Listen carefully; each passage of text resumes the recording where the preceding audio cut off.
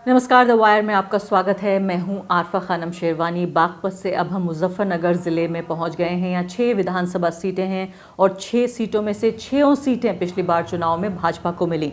मुजफ्फरनगर में यहाँ जौला गांव है। जौला गांव राष्ट्रीय स्तर पर मशहूर हुआ एक ख़ास वजह से, क्योंकि यहाँ पर ग़ुलाम मोहम्मद जौला नाम के व्यक्ति हैं।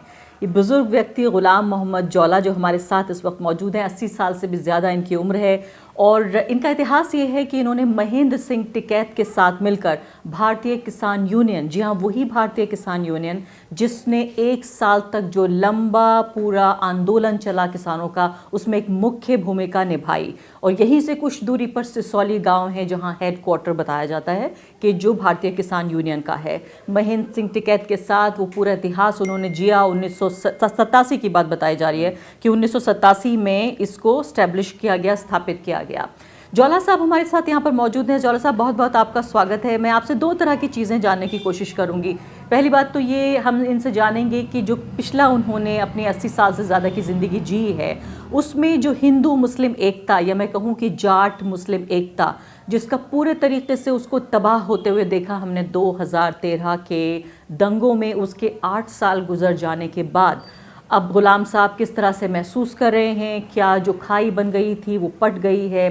तो एक किसान के तौर पे भी मैं उनसे जानने की कोशिश करूंगी, एक संस्थापक के तौर पर भारतीय किसान यूनियन के, और साथ ही यहाँ जो हिंदू मुस्लिम एकता है उसको भी मैं जानने की कोशिश करूंगी कि क्या वापस पटरी पर वो आई है या नहीं। क्योंकि याद रखिए कि ये जो दोनों कॉम्बिनेशन है, मुस्लिम प्लस जाट, ये बीजेपी के लिए एक बड़ा सरदर्द है और यही एक जीत की वजह बन सकता है जो विपक्ष में पार्टियां हैं, यानी आरएलडी और समाजवादी पार्टी का जो गठबंधन है उसके लिए, कि अगर ये एकता साथ बन गई तो जीत हो गई, और एकता अगर नहीं हुई तो भाजपा फिर से वापस आ सकती है। बहुत बड़ी एक वजह है, जैसे मैंने आपको बताया कि पिछले चुनाव में इतनी बड़ी जीत मिली थी।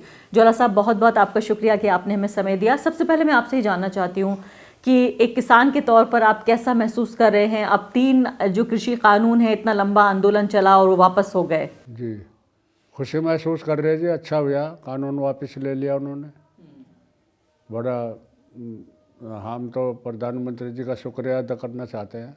उन्होंने तो आपकी नाराज़गी दूर हो गई उनसे अब? नाराज़गी तो उन्होंने हमारे जितने आंदोलन लड़े हैं किसान यूनियन में, 40 दिन से ज़्यादा कोई नहीं लड़ा। इन्होंने पूरा साल लिया, 20 दिन, 22 दिन, 25 दिन हमारे आंदोलन, बोट क्लब, बहुत आंदोलन, बहुत तकड़े तकड़े आंदोलन हुए, लेकिन इतने लंबे नहीं चले। ये तो साल भर जो है मतलब पूरा किसान वहाँ बर्बाद हो गया।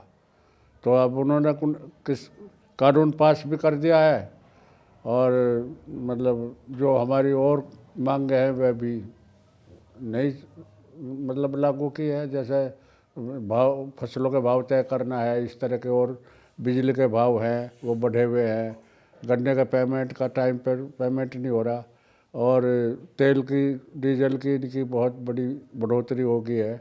तो ऐसे ऐसे कई समस्या और है किसान की। मुझे बताइए, कुछ पुरानी यादें भी ताज़ा करूंगी आपके साथ कि जो पिछले आंदोलन आप जिसका हिस्सा रहे, आप कह रहे हैं कोई पहला आंदोलन नहीं है, वो इतना लंबा नहीं चलते थे आंदोलन क्योंकि मांगे मान ली जाती थी। मुझे कुछ बताइए, कुछ ऐसे आंदोलन जो आपको याद हों।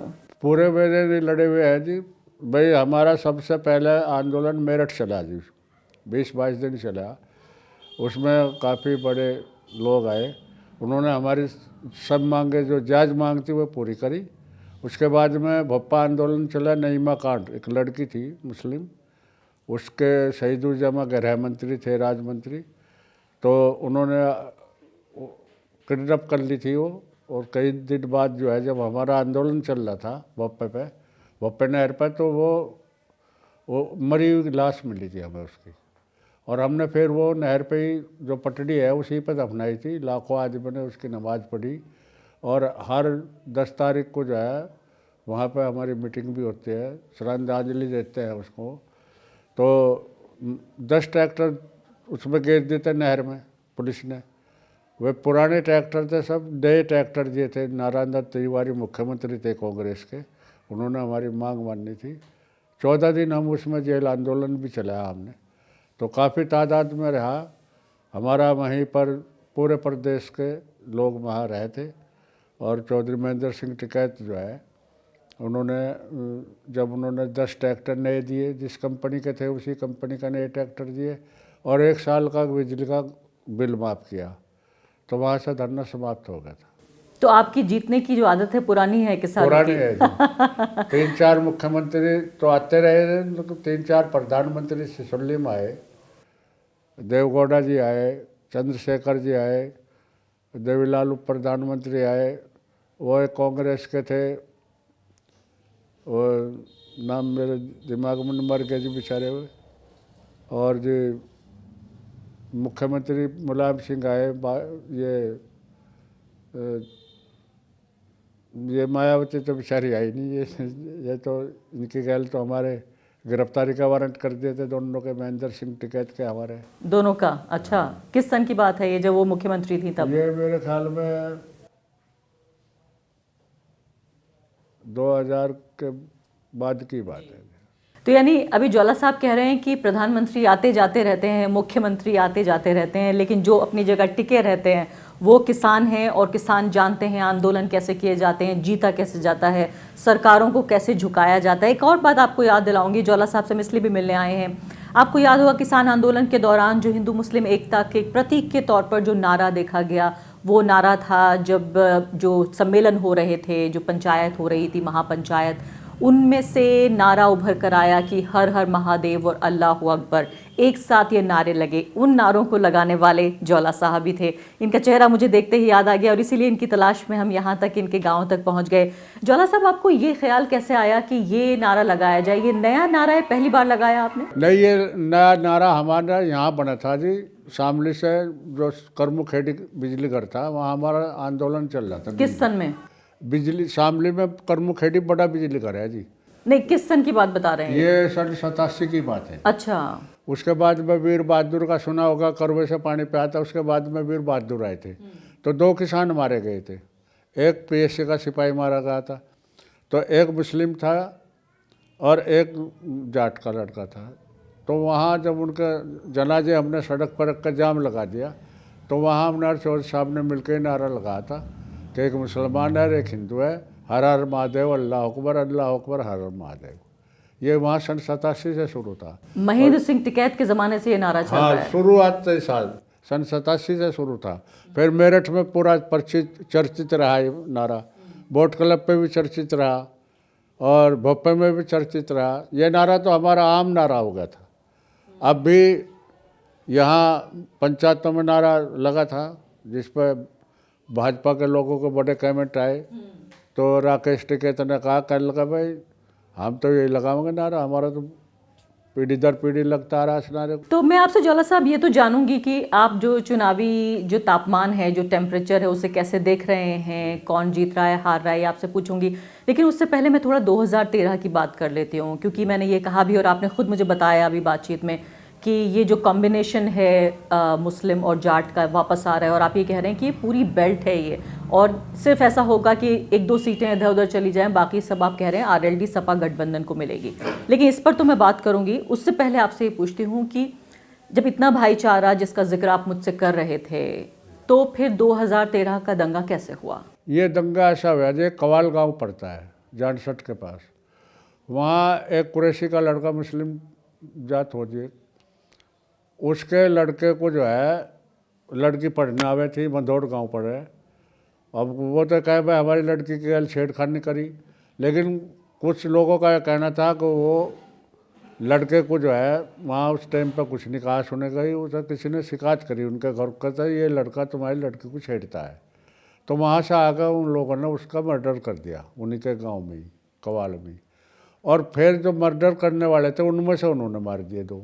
नहीं ज्वाला साहब, इस तरह की तो घटनाएं हो ही सकती थी। मैं ये कह रही हूँ कि इतने लंबे भाईचारे के इतिहास के बाद भी वो तो लड़की का किस्सा था जी, ये इज्जत तो वाला। क्यों हो पाया? इतना बड़ा दंगा कैसे हो गया? इतना बड़ा फिर ये हुआ जी, सपा की तो सरकार थी, 2 जाट मर गए, 1 मुसलमान मर गया।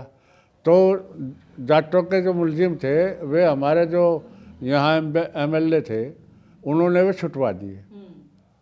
तो उस पर जो है इन्होंने एक पंचायत करी लिसाड में 6 तारीख। तो इस बात पे एकता टूट गई, इतनी लंबी, इतनी पुरानी। वो तो टूटी नहीं हुई कि वो जब मुलजिम छुटवाए ना, तो जाटों में इस बात का विरोध कर दिया, भाजपा ने पकड़ ली वो बात।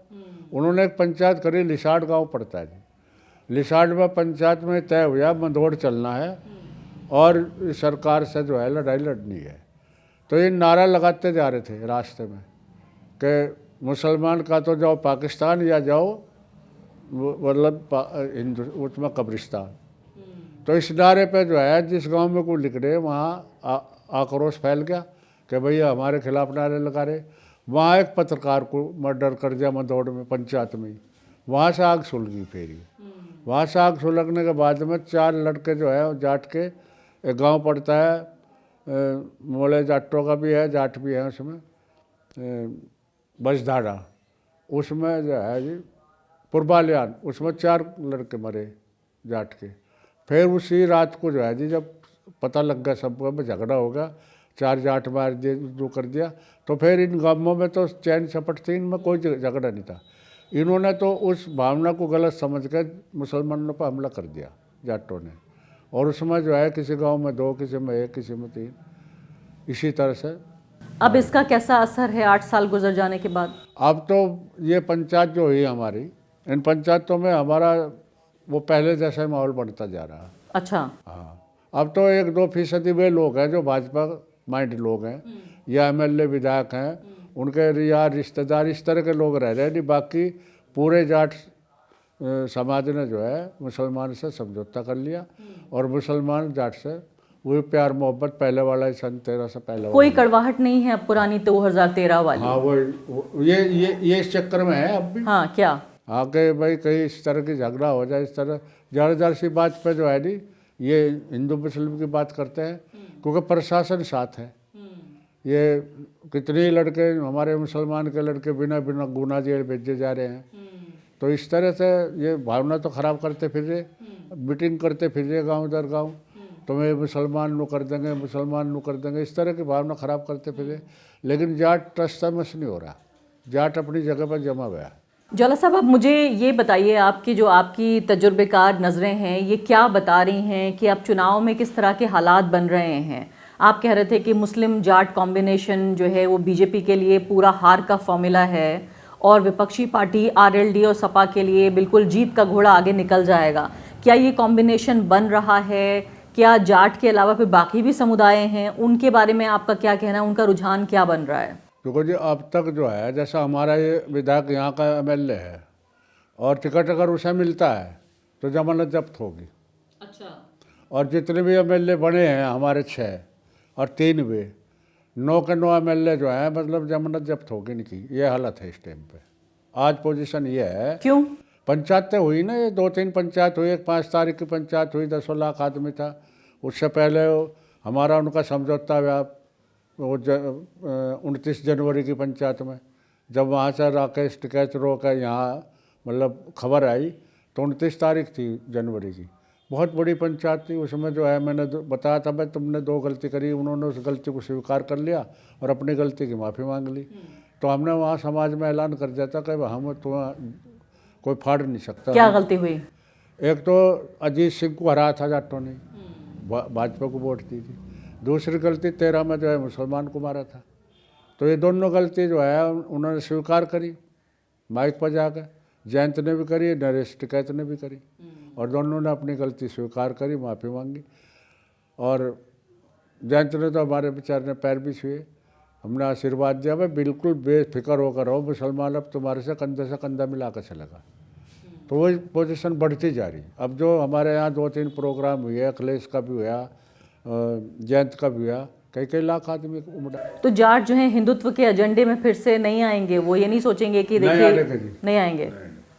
अब मंदिर बन रहा है अयोध्या में, फिर काशी भी चले गए। मंदिर से यहाँ पे कोई खाली जाट मंदिर को नहीं मानता जी, ये तो अपने किसान गति को मानता है। ये तो भाजपा के लोगों ने ये विधायक बन के लूटपाट शुरू कर दी।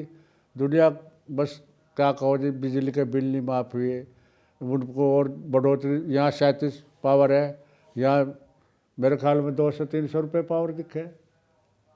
यहाँ भी भाजपा है, वहाँ भी भाजपा है, तो इनका तो बहुत मामला। लेकिन मुस्लिम वोट के नए दावेदार आ गए हैं, असदुद्दीन ओवैसी।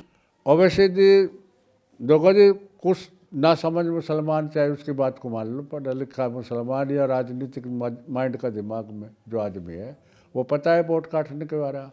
पश्चिमी बंगाल वाला भी काम हो सका इसके गैल। अच्छा। हाँ, जैसे पश्चिमी बंगाल में से घुसने नहीं दिया, बिहार, क्योंकि बिहार का सबक ले लिया ना लोगों ने, बिहार में इसने 2-3 MLA बना लिए और वहाँ गवर्नमेंट भाजपा की बनवा दी। तो वो दिमाग में ज़्यादा है लोगों के, क्योंकि अब राजनीति कम नहीं रहे, अब तो घास काटने वाला भी राजनीति करता है, हल बाने वाला भी राजनीति करता है, दुकानदार भी राजनीति करता है। तो उस सोच को लेकर कि बिहार में इसने उसे जो है नीतीश को बनवा दिया। लेकिन ज्वाला साहब, एक सोच ये भी तो है कि जो सेक्युलर या धर्मनिरपेक्ष पार्टियां हैं, जैसे सपा है या बसपा है, जो कहते हैं कि हम हिंदू मुसलमान को एक नज़र से देखते हैं, उनमें मुस्लिम नेताओं का कद छोटा हो रहा है, उनको उतनी जगह नहीं मिल रही है, इसलिए लोग MIM को वोट करना चाह रहे हैं। इसमें कोई सच्चाई है? यहाँ तो सच्चाई लग नहीं रही थी बिल्कुल भी। अच्छा। हाँ, और का तो मुझे जो पता नहीं है, लेकिन यहाँ ऐसे कोई सच्चाई नहीं। यहाँ तो ये जो गठबंधन है जी, अखिलेश का जयंत का, इस पर जो है दोनों कौम 100% है, एक साथ है सब। कोई सीट मुश्किल तो देंगे जी।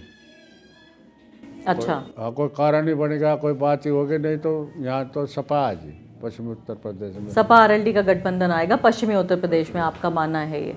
तो चलिए, अब मैं आपसे आखिरी बात ये पूछती हूँ कि क्या आप ये मान रहे हैं कि 2013 एक भूल थी, गलती थी, एक घटना थी, वो गुजर चुकी है, क्या उसे भूल जाएं? भूल रहे जी सब लोग। यहाँ कई चैनल आए, उन लोगों में भी ले गए हम उन्हें, उन्होंने भी ये कहा कि अब हम बिल्कुल आराम से रह रहे, और ना हमें अब जब हमारे पास आते हैं हम भी उनके पास मिल करते हैं। चलिए, आपकी हम बात को याद रखेंगे, और ख़ासकर दर्शकों को ये भी जानना ज़रूरी है। देखिए, आप जो आज की नई राजनीति है वो कहती है कि आप पाकिस्तान चले जाइए, और एक ऐसे व्यक्ति भी, ऐसे भी लोग हैं जिनके खुद नाम के आगे ज्वाला लगा हुआ है, उनके गांव का नाम उनके नाम के आगे। आप बताइए, ऐसे व्यक्ति को आप कहाँ खदेड़ देंगे, कहाँ भेज देंगे? बहुत बहुत शुक्रिया ज्वाला साहब हमसे बातचीत करने के लिए। चुनाव के बाद हम देखेंगे कि आपने जो हमें ऑब्जर्वेशंस आपके हैं, आपने जो बातें कही हैं, वो कितनी सही साबित होती हैं जब चुनाव का नतीजा हमें मिलता है। द वायर के और वीडियोस देखने के लिए सब्सक्राइब करें और बेल आइकन पर क्लिक करें।